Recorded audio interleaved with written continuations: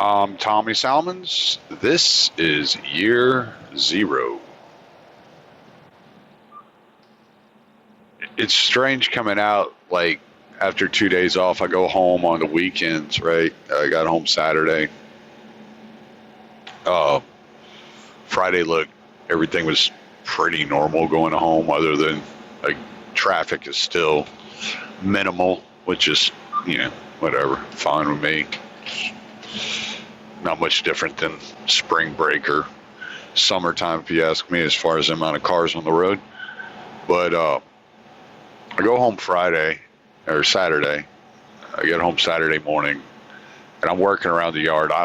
Not paying attention to news. I'm not paying attention to anything. I have things to do at the house this time of year, and so that's what I'm working on. Not really paying attention to what's going on around me. And I come back out Monday morning, head to Houston, pick up a load of beer. Has to deliver in Madisonville, Louisiana, and turn around, and I start driving towards Madisonville, which is, 7 hours, 6-7 hours.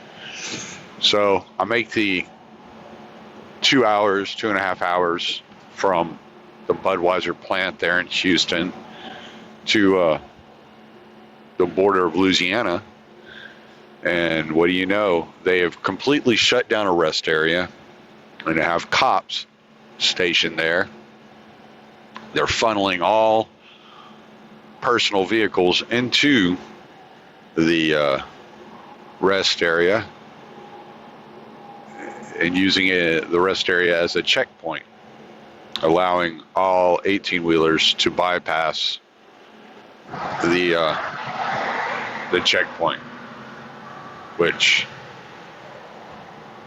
is very similar to what I heard they were doing in Florida. I'd read a story, was it last week or the week before last? I don't know. These weeks seem so long.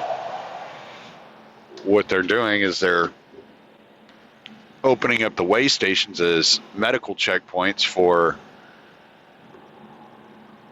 personal vehicles, and they're allowing all 18-wheeler traffic to bypass, all truck traffic bypass.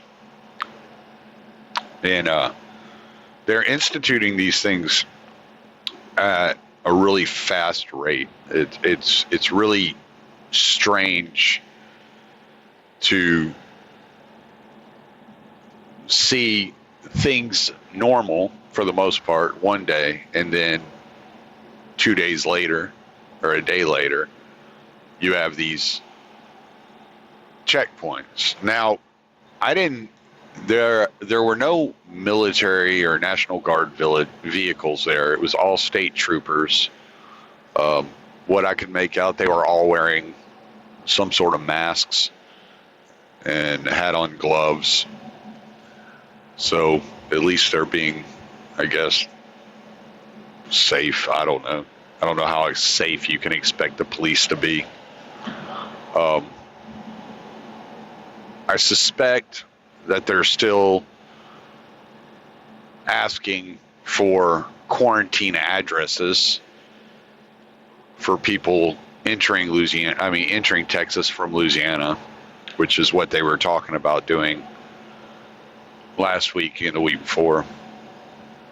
But they had, last week, there were lots of cops at the border, but they weren't setting up checkpoints. They were randomly pulling over people that had Louisiana license plates and, harassing them and asking them, I guess, where they were going and if they had a place to quarantine. And if not, I guess they were turning them around. But it's really strange to be, in the state of Louisiana and to see Texas state troopers. It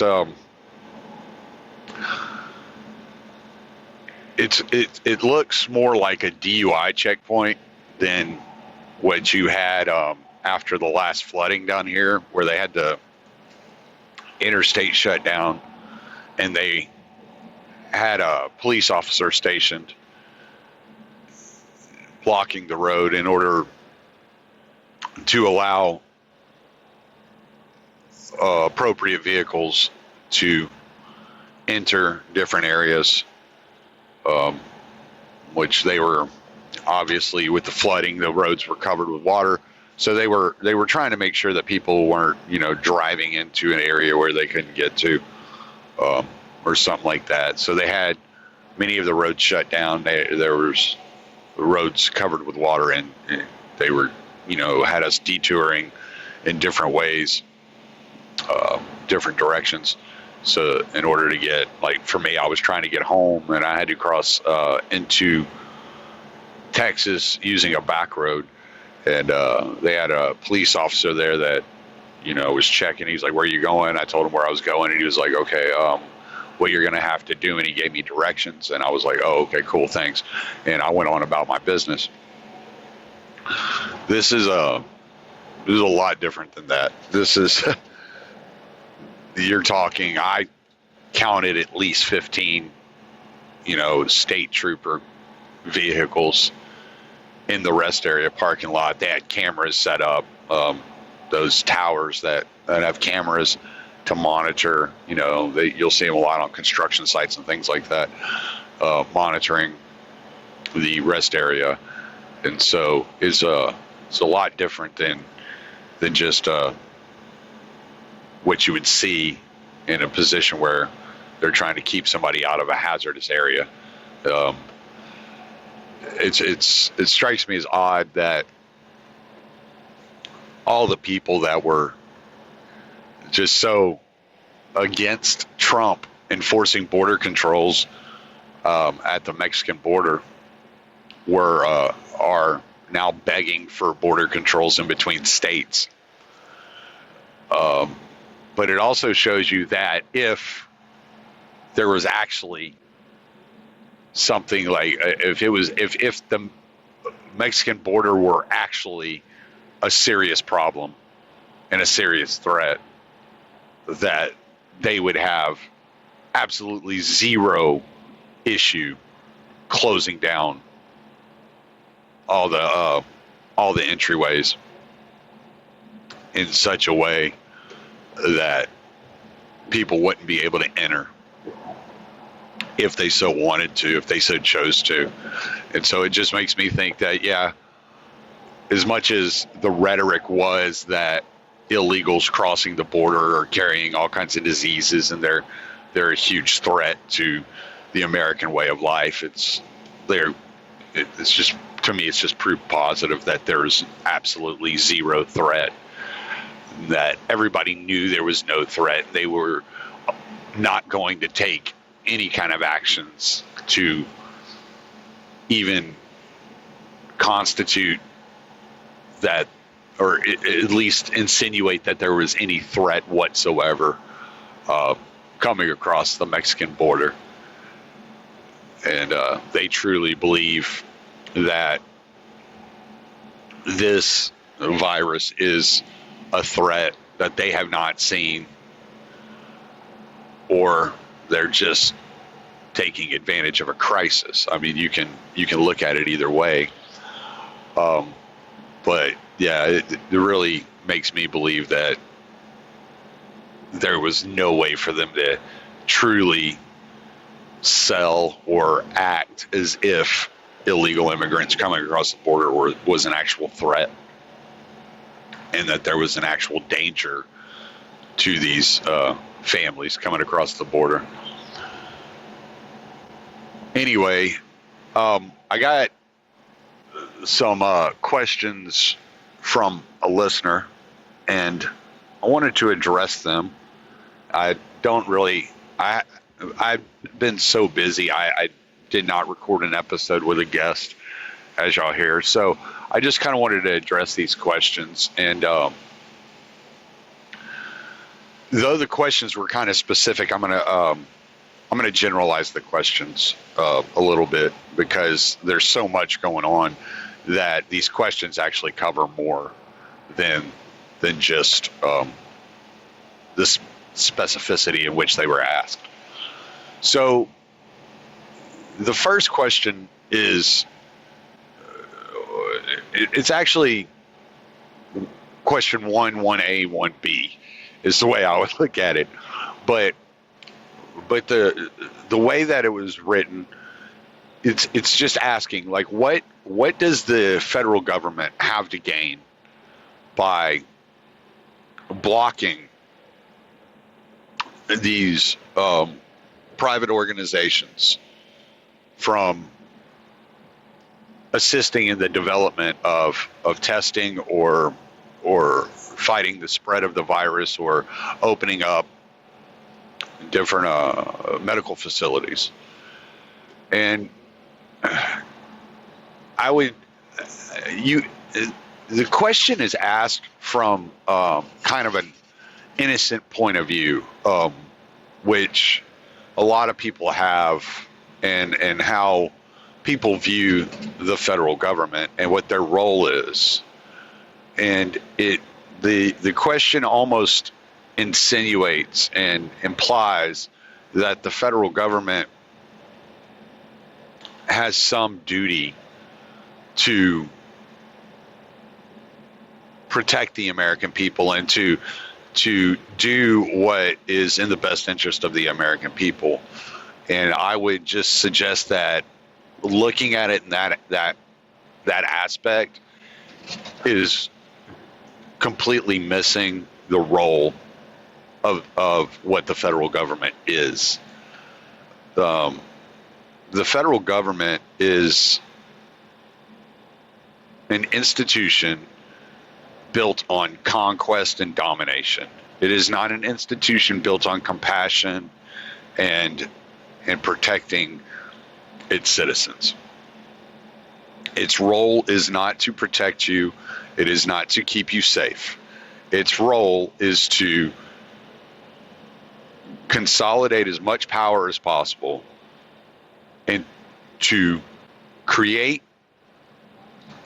social cohesion in the direction of its own benefit. And so what the federal government, the reason that the CDC and the FDA refuse tests, the reason why Team Rubicon is having issues, working with states and working with the sick, is because the concern of the government, of these bureaucracies, is not to get people well. That is not their first priority. Their first priority is to maintain their monopoly and their control. Okay? And so even though it was from day one, we could see that there was a test that was developed in Berlin by a private company in Berlin that was being distributed around the world, that was being used by governments around the world. The FDA refused to allow that test to be used in the United States. And this is how the FDA and the CDC always operate. Anytime there's a new illness or new testing or some evolution of a previously known virus, and it mutates and becomes more aggressive or shows different signs or something like that, the FDA gives first priority to the CDC to develop its tests and to test how to treat the virus. And so it keeps everything centralized and doesn't allow for other organizations to begin utilizing possibly better tests. It gives the CDC first priority. The CDC has the first, option to get these tests, and that's the way it's set up. And what they've done is they've regulated every other company out of business, not out of business, but out of this particular market, a new market, in order to monopolize the market on this particular test or cure or vaccine or whatever. So it took about a month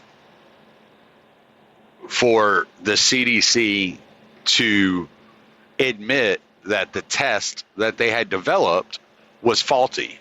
And so this test was getting a lot of false negatives. It was also getting false positives. And it's because of the way that the test was set up. There's a protein within this virus that the test was having a lot of trouble identifying within people, and it would come back inconclusive. So they were either giving people a false negative, or they were giving these people a false positive. And come to find out that the test was faulty if the atmosphere of the clinic or the laboratory running the test wasn't the exact same as the atmosphere that the CDC had conducted the test in their testing facilities. So though there were, I think it was the infectious disease section of the University of Nebraska was actually the ones who determined that, oh, well, if we can get the atmosphere within the laboratory identical to the laboratory of the CDC, the test works perfectly fine. But if the humidity was off or the temperature was off or whatever, then it was causing problems with the tests. And I mean, that's about as much as I know about why that test was not working. There was something. It's beyond my pay grade to understand much more than that. But that's what they had found out, that this test was just registering faulty, and one of the proteins of the virus was not reading properly if the atmosphere was just slightly off. So that's why the CDC test. Well, so it was at that point that the FDA, when the CDC finally came out and admitted this and said they were having to develop a new test and to do some work on the current testing that was faulty, that the FDA stepped in and finally said, okay, we're going to go ahead and allow other tests to be used that have been developed in the during this process. And that's where the Roche test came from, and there were a couple others. And they actually allowed, I think they're allowing, I think it's two other companies to produce tests as well as the CDC. So it's the reason that you're not seeing more innovation from the private sector is because of the government blocking the private sector from actually cooperating and actually getting involved. The government their bureaucracies are trying to maintain their order of things, and that their monopoly, their control over these markets. And they have to, in order to do that, they have to make you believe that they are the most capable, and that anybody else coming into the market, whether it be TIB or Roche or any of these other companies, are not as capable as the CDC is. Okay? And so you get the same thing when you look at organizations like Team Rubicon and things like that. They are, though the FDA is lifting some of the regulations, and Team Rubicon is actually doing some work, especially in the California area, they are regulated out of operating in certain areas and in certain ways and in certain places. And this is specifically to make you believe that the conquest of the federal government over these bureaucratic institutions is the same as competence on their part. That they have to control these things because no one else is competent enough to do it.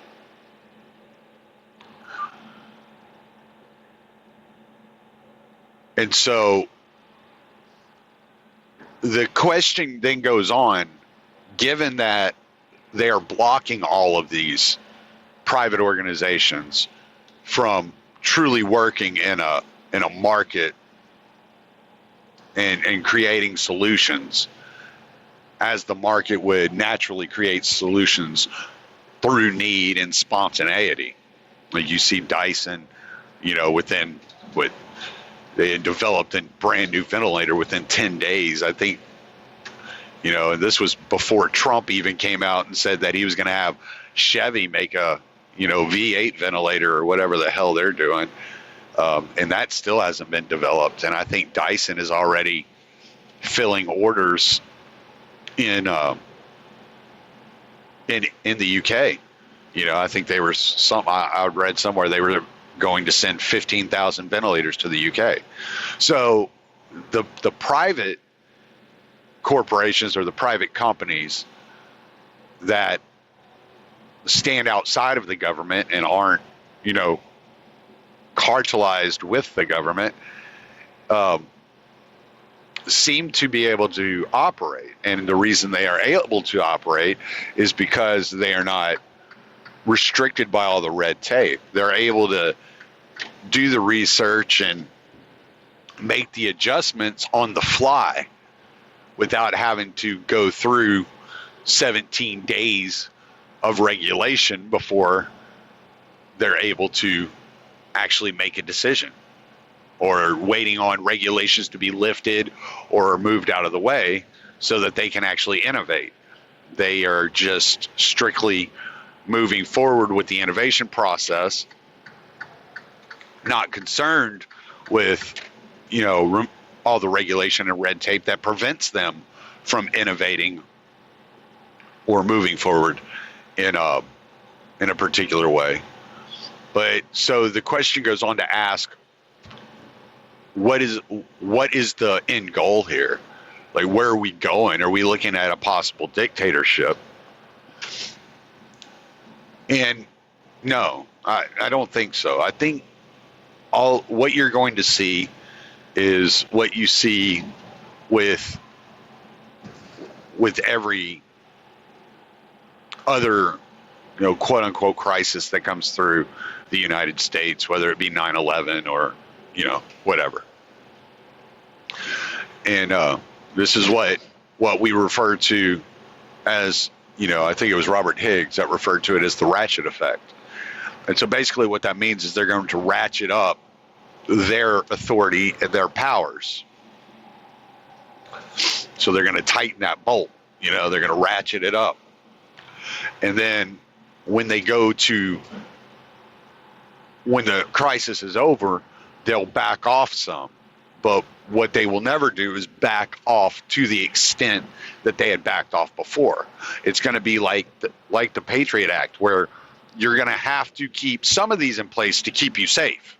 We're going to have to spy on you to keep you safe. We're going to have to continue to monitor your cell phone activity, where you're moving, who you're interacting with, how you're interacting with people, in order to keep you safe, in order to know, are you being exposed to any infectious disease that you may be unaware of,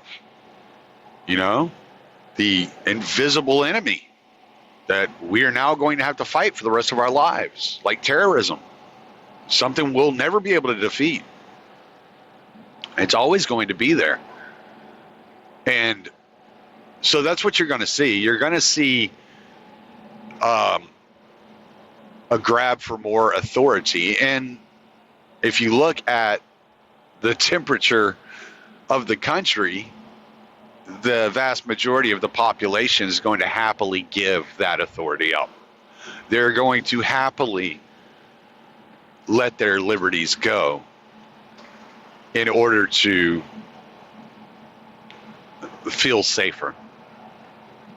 And no amount of quoting Benjamin Franklin or Thomas Paine or any founding father is going to ever matter to most of these people. It doesn't matter how much you describe the false sense of security that they feel at the expense of their liberties. That the less freedom they have, the more.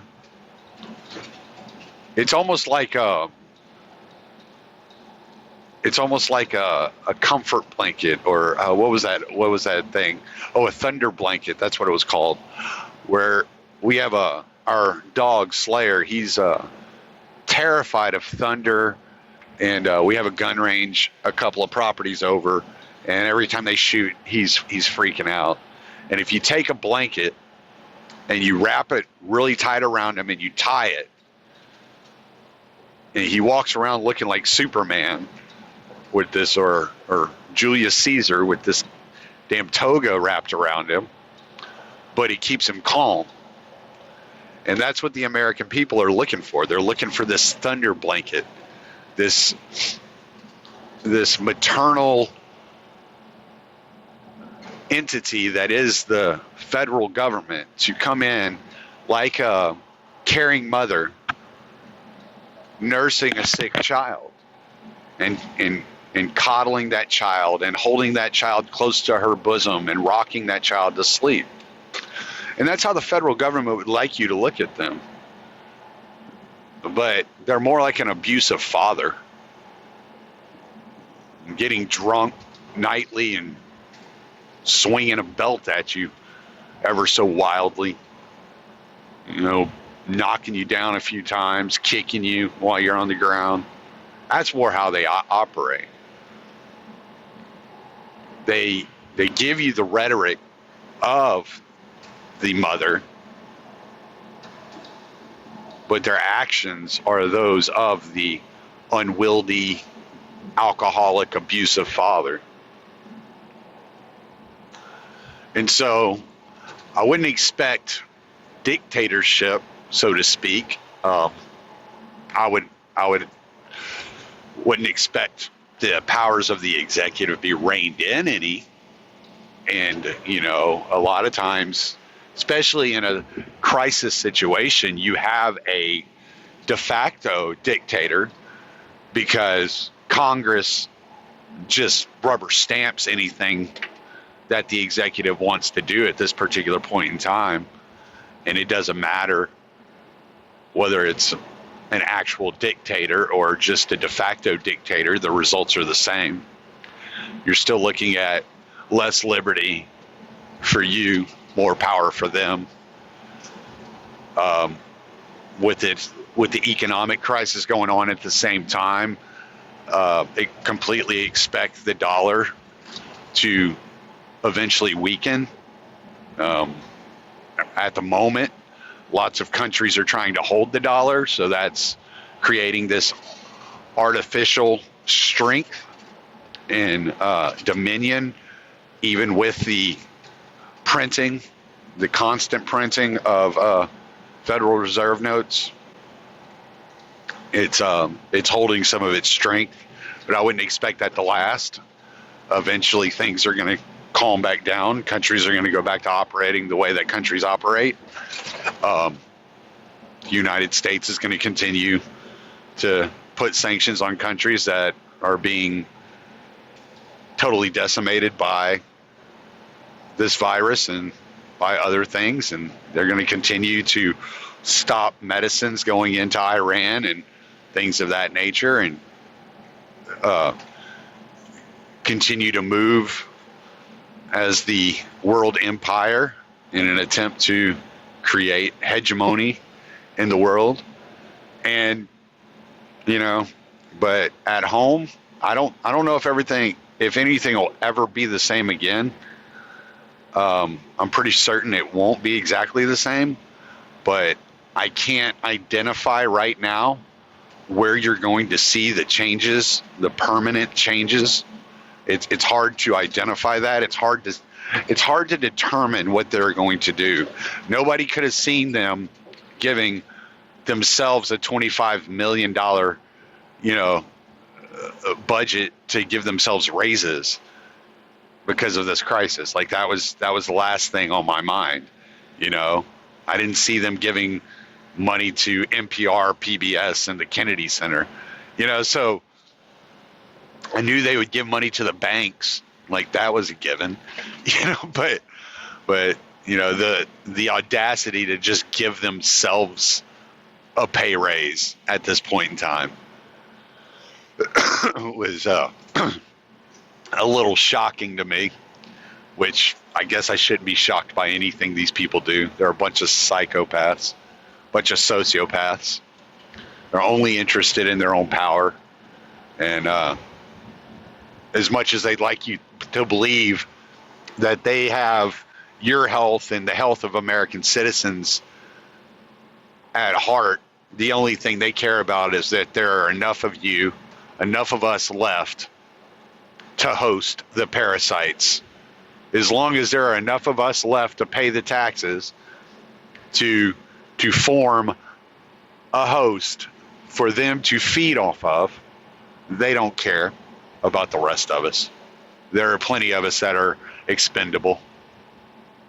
And as much as they'd like to have you think that they care, what they care about is utter control and power. And to maintain that monopoly and to maintain the illusion of competence in the face of conquest.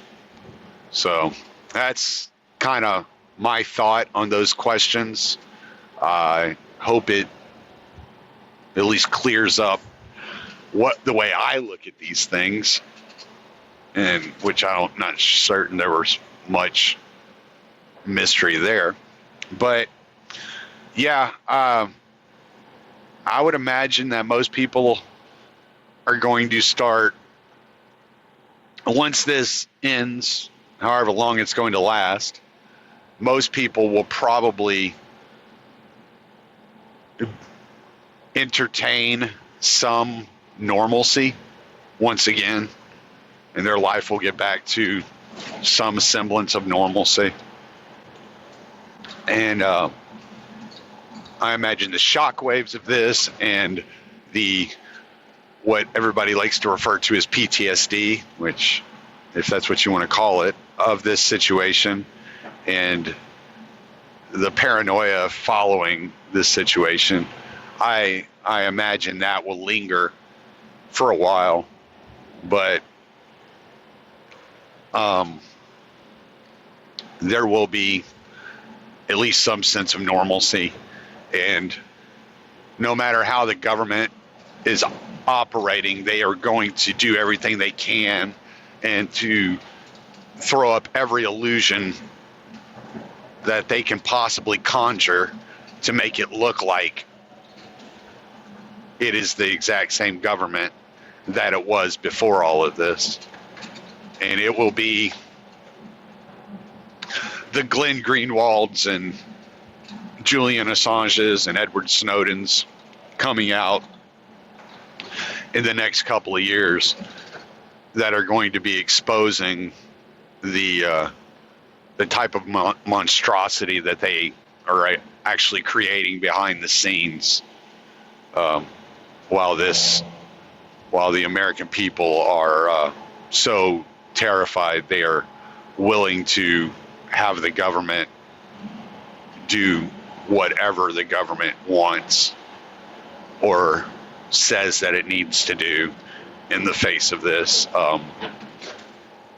It's going to be really interesting how we're going to explain to, the next generation that they're only allowed to leave the house for 5 hours a day for their entire lives, to keep them safe from a coronavirus, and that it's really not meant to make them feel like prisoners or whatever the fuck these people do, and whatever kind of crazy laws they pass that have nothing to do with fighting a virus. I'm sure there's going to be more laws coming down that suggest that the